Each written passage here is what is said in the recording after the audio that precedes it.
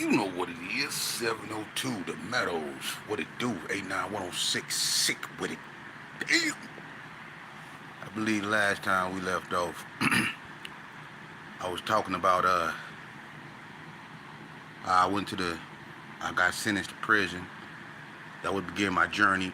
Um, I went down a fish tank that happened to be full of Donna Streets, and the boy Ewag bombed on me.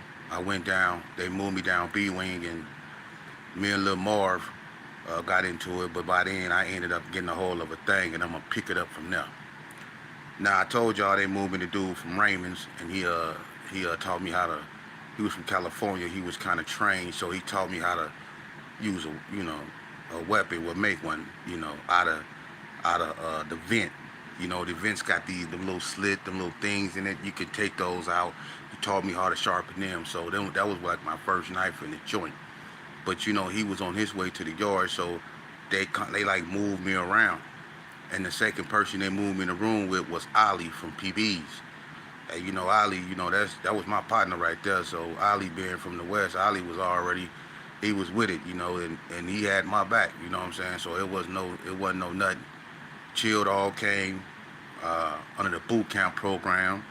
He couldn't come out on the hallway. He remembered that. I used to bring him cigarettes to the door, and Ali, he ended up going to the yard, and they moved me in the room with G's Mars from 60s. I don't know if everybody remember G's Mars from 60s.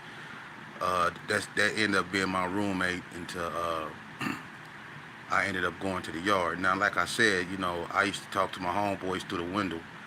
And, I used to hear the Donner Streets talking to their homeboys through the window. And every now and then you can hear one of them say, "What that herb ass nigga sheep at?" You know what I mean? So it was like really intense.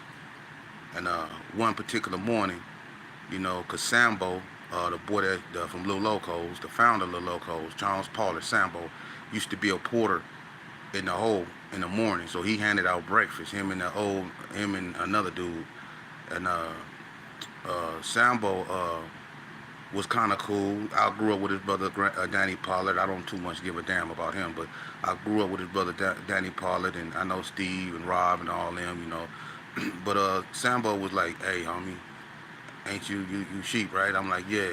He sent me a message, from Kippy. Kippy say, be on your P's and Q's back here. They talking about. Woo. I said, "I already know. I'm ready." Woo, woo, woo. He said, "I'm just, letting you know." I said, "All right, cool." So later on that day, like about 12 something, we in the room, and all of a sudden this dude come to my door. I hear this tat tat tat. I get up, I go to the door. Like, I know this cat from somewhere, man. I know you, and you look familiar. You know what I mean? So he was like, "What's your name?" I say, "Why?"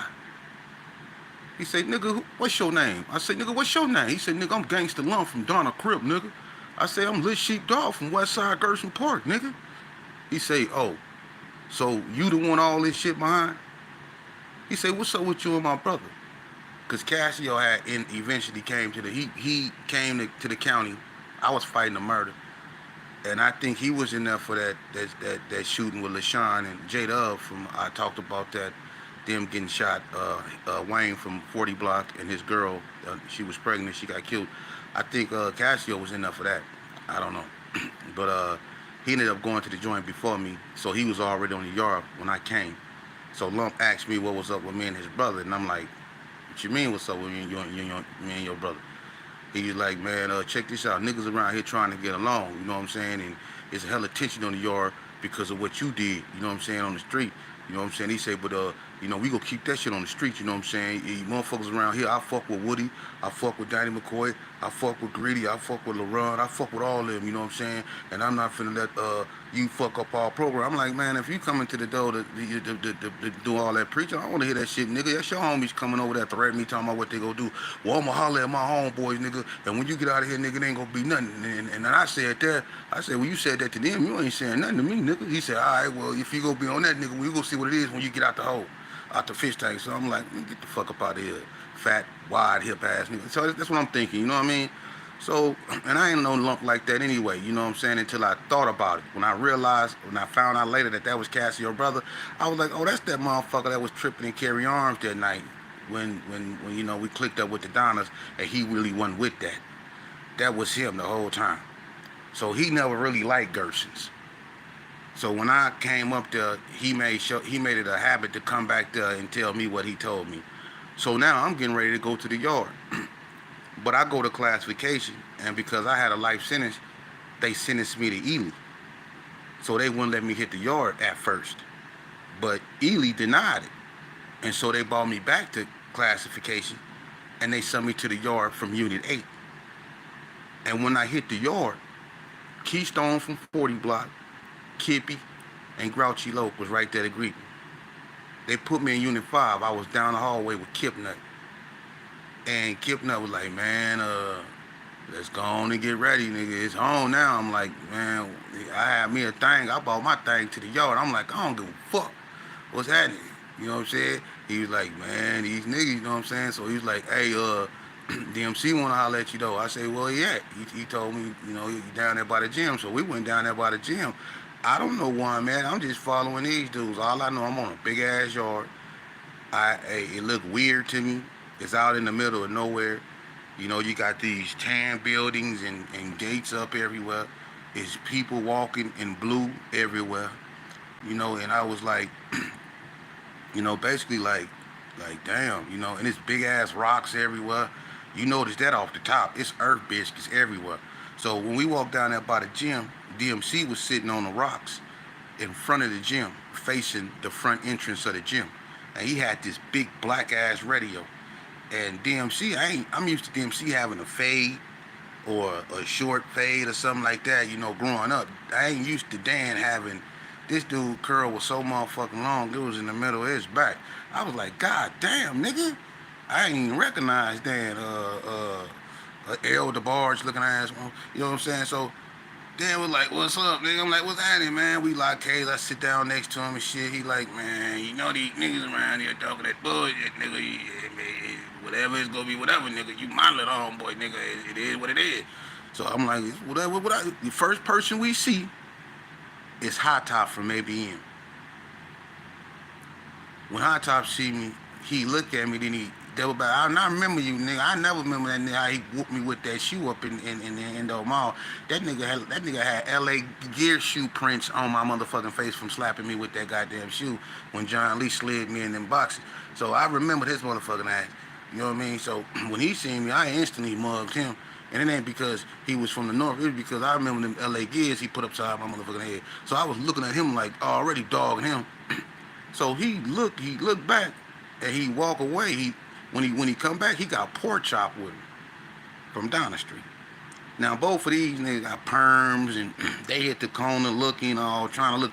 It's hard to look gangster though to me with a perm. I'ma just keep it real with you. If you got a perm, it's hella hard to look like a gang. To me, if you got a perm and you trying to mean mug, it's kind of hard for people to like take you serious, dude. Cause you got a perm, for real. So both of these dudes had perms and they hit the corner looking at me. And Dan was like, yeah, I'm like, man, fuck them dudes, cause I remember Pork Chop, you know, before he was from Donna Street. I'm not gonna go no further than that. But me and Pork Chop was homies before he was from Donna Street. So when Pork Chop came, I wasn't really feeling threatened.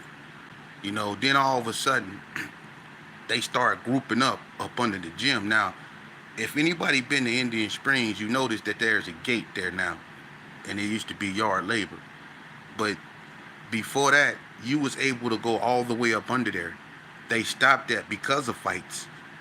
And actually, the white pile that's on the back of Indian Springs used to be up under there, where yard labor used to be. That used to be the white pile. But they moved the gate. They put a gate there because people were fighting and getting their head busted up under there, and people was breaking into the coffee shop. But you was able to go up under there, and that's where they was, up under the gym, and it was grouping up right there. So we started grouping up in front of the gym, and it was like a standoff kind of, you know, and they was looking at me, and I was looking at them, and Cassio put extras on it. He had to go take his shirt off. You know he tall. He was tall all his life. Cassio went and took his shirt off, y'all, and put on a blue rag. See, back then, you could walk around prison with a blue rag on your head, and they wouldn't trip. See, and he went home. He stayed in Unit 2. He went and took his shirt off and put on a blue rag and walked to the gym and started pacing back and forth in front of his homeboys. I don't know if this was like some type of prancing, or I don't know. So Woody, he was like, man, fuck all this. Woody went over there and was like, man, what's happening? And him and Lump got to talking. So when him and Lump got to talking, Dan went over there. Everybody got to, LeBron, they got to, speaking and stuff. I wasn't trying to hear nothing. I had my thing, and it is what it is. Ewag got out the fish tank, and ended up fighting Lil Derek, so it was already tension on the yard, right? So the whole time they talking, they ended up squashing it or whatever. Like it's all good. But it was something weird about that. I didn't believe it. I don't believe in it was just over with. Like, hell no. There's something wrong with that. Okay? I don't know who did it. I don't. And so I ain't gonna point no fingers. But I'm gonna tell you the truth. Somebody dropped a kite on me and got me kicked off that yard. 3-4 days later, I was getting rolled up. Listen, and this is the weird thing. After that conversation, now I don't know who went and told them people, but it was told to me when I got to NNCC that the reason why I was there is because they got multiple kites from inmates stating that if I wasn't moved off the yard, there was going to either be a riot or somebody was going to kill me. So they told me in NNCC why I was there, because they didn't know why I was there. I was classified to Indian Springs, but all of a sudden I get moved there. So I'm going to leave that alone, but somebody told on me and got me kicked off Indian Springs Yard. I go to NNCC in Carson City, okay? This in 94. That's where Lil Bread, Trip Mac, Gangsta Rob, Seaweed just left, Big Al, Rob, Safari. It was a bunch of homies over there, but it wasn't that many Northtown dudes up there. It was just Stanky Boo, Sea-Dog, Steve Fizel, and the hand-few. We had Dragos and a whole bunch of people up there. Couchhead, everybody was up there. You know what I mean? So when I go up there, I'm like, whoa, I'm in the G's. You know what I'm saying? It wasn't enough friction for nobody to have with me because we was too strong. The only thing that was strong like that was the Bloods and the Cali Boys. That's what the NNCC really consisted of. Gersons, Bloods, and Cali Boys. It wasn't that many Northtown dudes up there. All right? Now, when I get up there, it's people like Boo, Eugene Weems. That's where me and him back up at, because we was in the juvenile tank together. Daytime from Playboys. Green Eyes from the Hood. Brian Jackson from PBs. C-Mac, Charles Williams from the Hood. Said Mac from Rolling 60s. Lil Roro from Rolling 60s. Rico from 50s. Who else was up there? Leonard Harvey from the Hood. Donnie Porter from West Coast Bloods. Man, it was so many dudes up there, man. It wasn't even funny from both sides. And then you had the Cali Boys. And that was like Baby Reg and the boy that stabbed me, Tiny Boy. Some dude named Quick. Two Butches, one from Mad Swans and one from some type of Southside Crip. You had C-Wack from Altadena Block Crip. You had Butter from Skyline Peru. You had it was a bunch of Crips. KC from San Diego. It was a bunch of them. Now, this is where it get interesting now.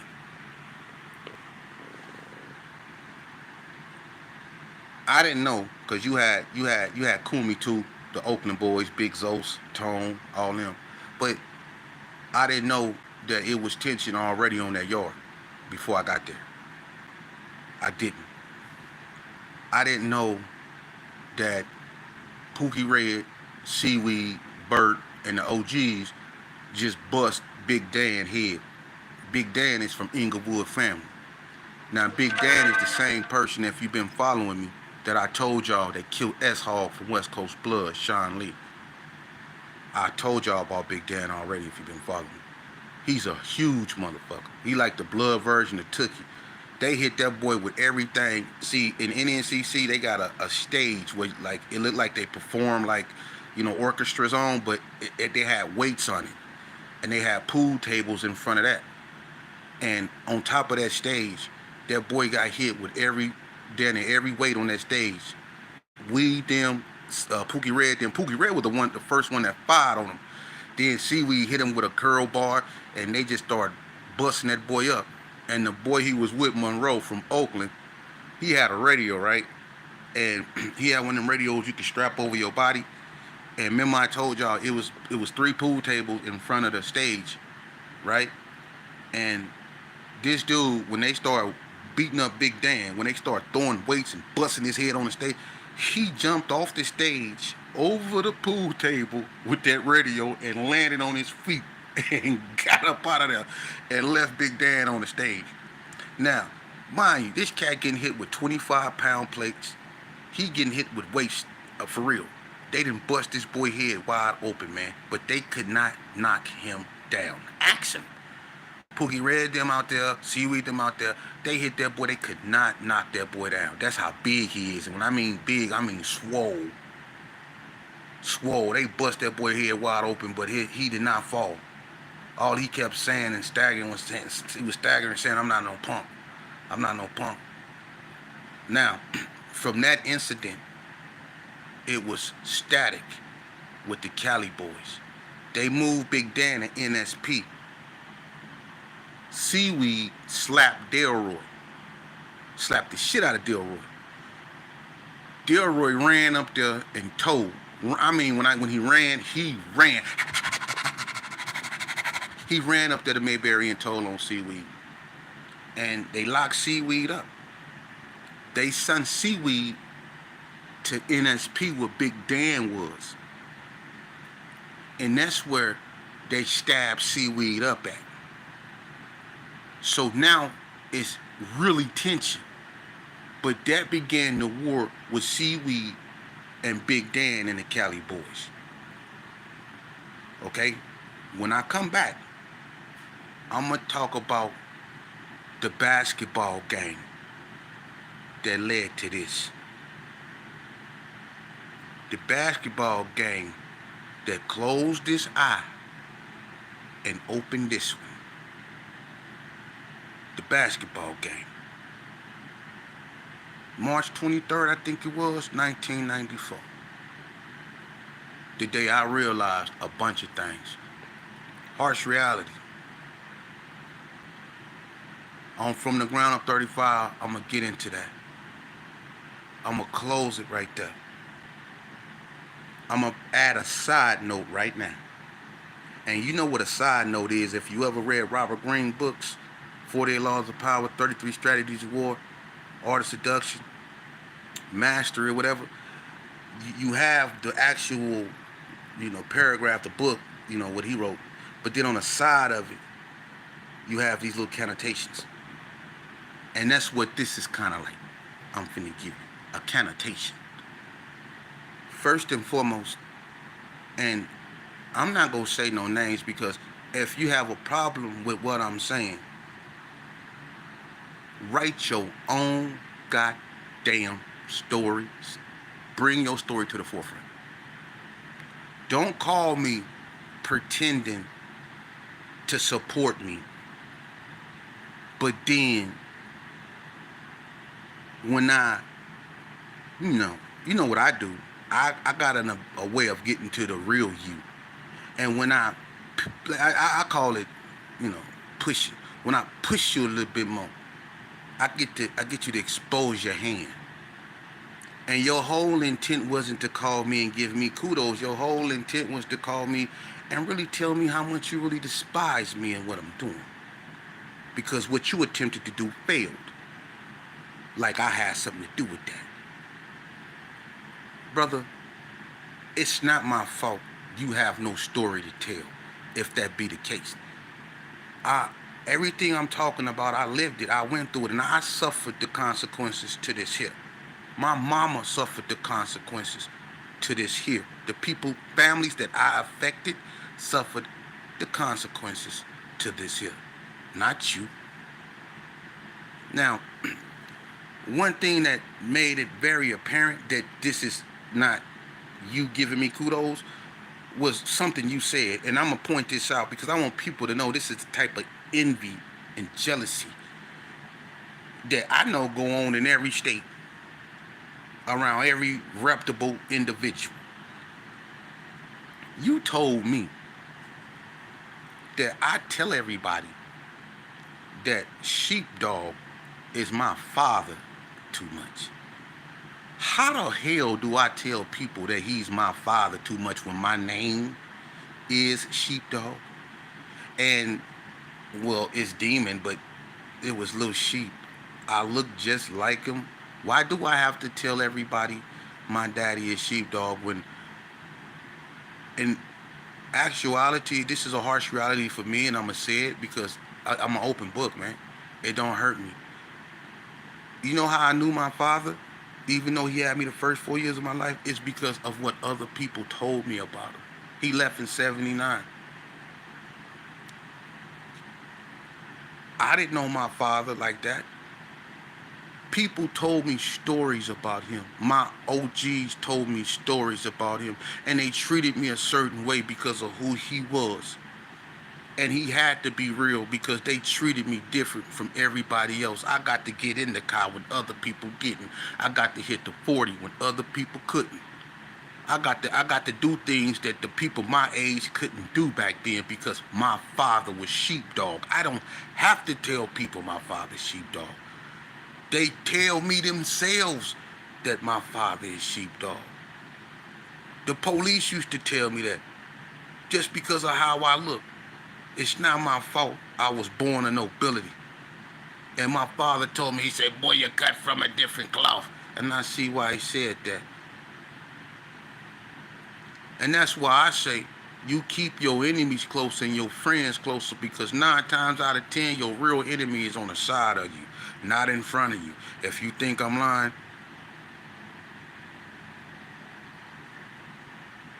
when I come back, the basketball game that changed my life and my perception of reality until then from the ground up. Oh, and if I seem a little bit too aggressive, maybe you too sensitive. Why it always have to be me? Why do I always have to be the problem? What if it's you? I'm just playing. Until then, from the ground up.